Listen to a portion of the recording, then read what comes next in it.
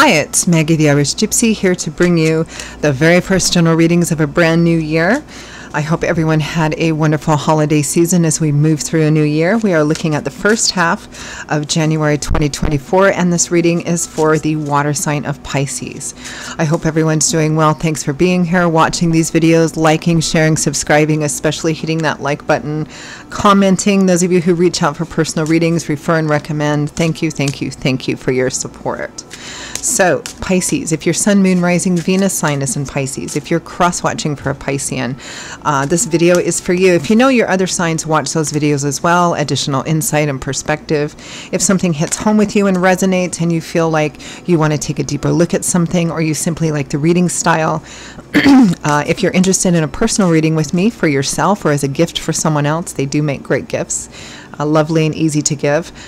Please feel free to email me at maggie1mcguire@gmail.com. You can also get that contact info by clicking on the description of this video. I would love to hear from you, and I can usually respond the same day with more information. I do offer quite a wide variety of readings in all areas of life, different types, lengths, styles, budgets. There's something in there for everyone. And I do readings full-time. It's all that I do, so I'm pretty diligent about timely scheduling of readings if that's important to you. And still popular right now are the 6 and 12-month overviews that I do, which give you a look at what's coming into your life over the next 6 and 12 months in all areas of life.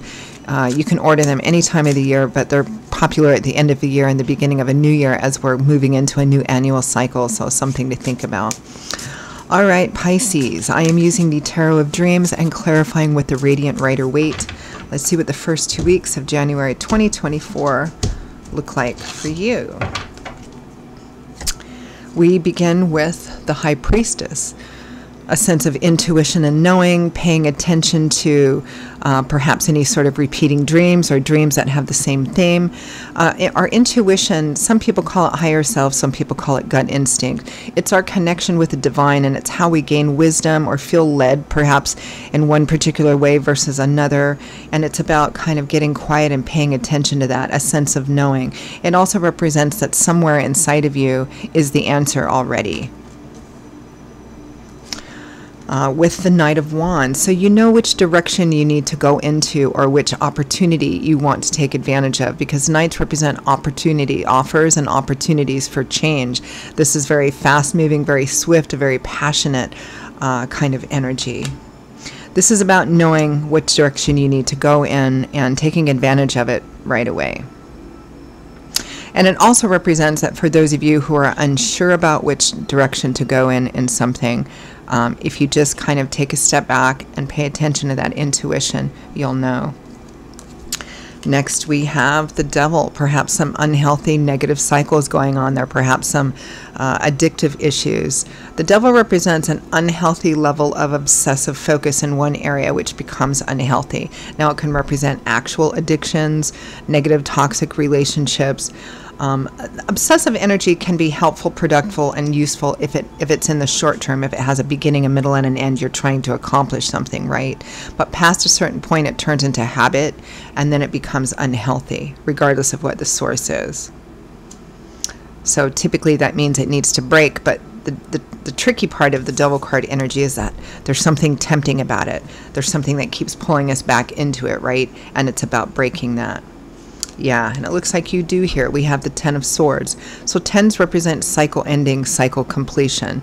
This is maybe one of the more challenging swords, although in a general reading the intensity may vary. Swords is governed by the element of air, which governs our intellectual landscape, everything that goes in our minds. What does that mean?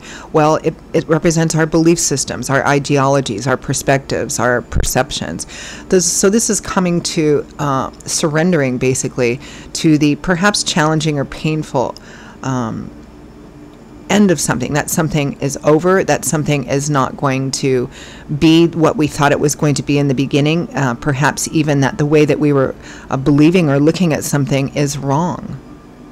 and that we need to move on, because after the 10 we begin on a new path, but the door has to be closed first. And even though it may be challenging, it's recognizing that you have an unhealthy behavior pattern or an unhealthy attachment to something, and it's never going to be what that temptation, oh, it's going to be this, it's going to be that, has always been telling you it's going to be, which is what brings you back all the time into it.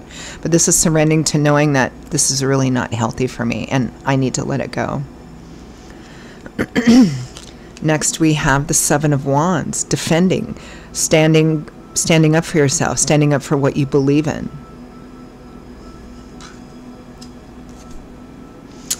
And the Four of Wands, that happy home, one of the happy home cards. It represents home stability, peace, and harmony. It represents celebrations around home and family, weddings, marriages.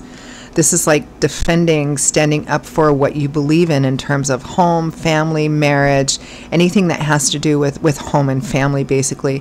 The peace, stability, and harmony of that. It looks very much like there's been kind of a mental, emotional, spiritual, psychological leveling up here. Like all of a sudden you're seeing, okay, this is not healthy. And in order to preserve the peace and sanctity of my home, family life, whatever that is to you, or the belief in that you have, right? Perhaps you're in an unhealthy relationship that isn't a home and family sort of thing, and you need to focus. This is about refocusing and where you need to be. A strong connection of home and family. From the bottom of the deck, the overall energy is the Lovers. So the Lovers represents a relationship at a crossroads, and a choice needs to be made which will significantly impact the lives of everyone involved. In the early tarot decks, this was called the Choice, and it was about a third-party situation. Doesn't mean this is a third-party situation. For some of you, it might be. It might be that some of you are involved, are married, or in a long-term committed relationship, and you're involved, you're having an affair with someone, or vice versa, right? And this is about taking a look at an unhealthy attachment and making the decision, no, I need to focus my energy into my own commitments, my own home and family commitments, or they to theirs, right?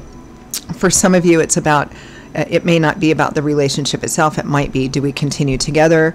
And if so, what changes need to be made because there's something unhealthy here, right? Or it can be acknowledging in another area of life that something is unhealthy and we together need to move away from this, because it affects the relationship. So yeah, this is interesting because it has a very similar theme to Sagittarius as well. Some of you may have Sagittarius placement. So let's take a look at the Lovers. It's about breaking free from some unhealthy, tempting, but unhealthy cycle, whatever that is for you. In a general reading, it could be many things. And the awareness of that you need to pull your energy away from where you've been obsessively focusing it, and focus back on yourself and home and family if you have that, or the idea of, or the idea, the belief, the pursuit of that as well.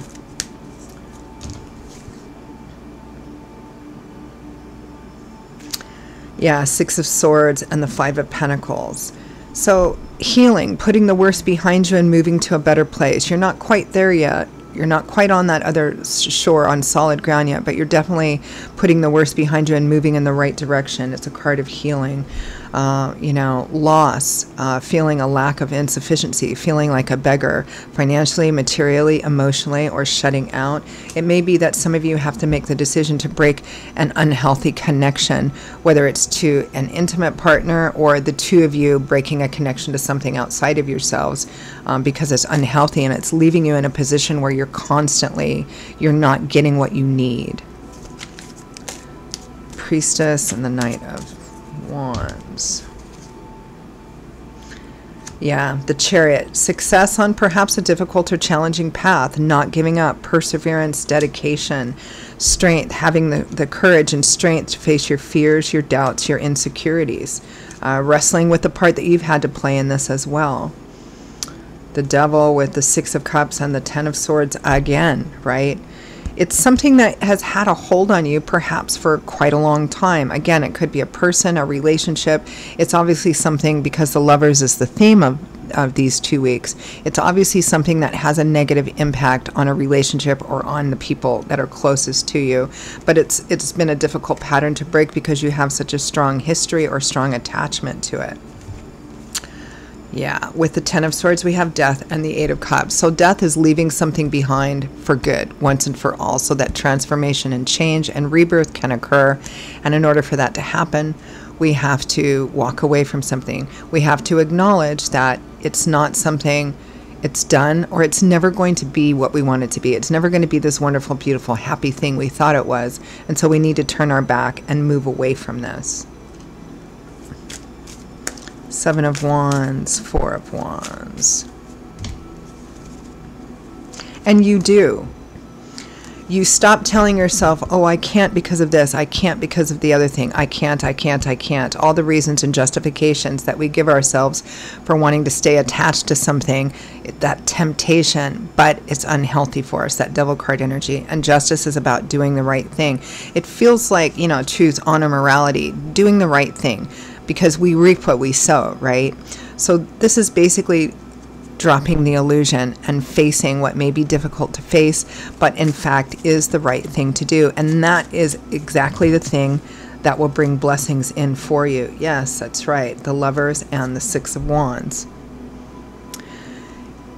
Some of you, it's an unhealthy attachment to this is a general reading. Some of you, it's an unhealthy relationship, toxic, negative. It may be that one person involved is just so stuck and so deep in it, they can't see it. You can. It's about moving away from that. Whatever this unhealthy attachment is, whether it's a person or whether it's you guys as a couple saying, we have to break this unhealthy habit. It's really not good for us. Any advice, guidance, feedback from Spirit, but that's where the blessings come from. And that's when your life is going to begin to change in a beautiful and positive way.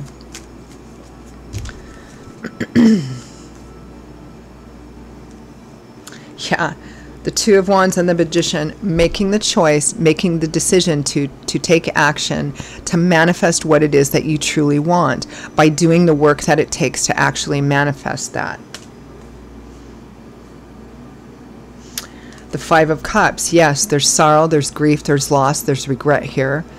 Looking at that is a way of honoring it and also taking what lessons we can from it. Be careful not to get too stuck in it, because the two upright and full cups represent things that you still have to be grateful for and opportunities you may miss if all you do is spend your time looking backwards at what was, at what didn't work out. It's about moving forward. Yeah, the Sun and the Four of Wands again. Light, love, warmth, laughter, illumination, the pressures being uplifted and relieving, and again that happy home stability, peace and harmony card coming in again, that it's possible. There's hope, there's reconciliation, there's renewal here. Whatever the decision is you need to make, there's sorrow, there's some grief and loss and regret and maybe apologies. Don't get stuck too long in that, because it's about acknowledging that, taking what lessons we can learn from it and moving forward so that we can open the door to those blessings. Okay, I'm going to leave that there. Pisces, those are your messages for the first half of January 2024. I hope that you found them useful and relevant or validating. Again, if this resonated with you, or if you just like the reading style, if you are interested in a personal reading with me for yourself or as a gift for someone else, please feel free to email me directly, Maggie1McGuire@gmail.com. I would be delighted to hear from you and to work with you. You can also see that contact info by clicking the description of this video. I will see you all in a couple of weeks for the January mid-month readings. Stay safe and well as we move through this new year, and I hope to see you back here again soon. Bye-bye.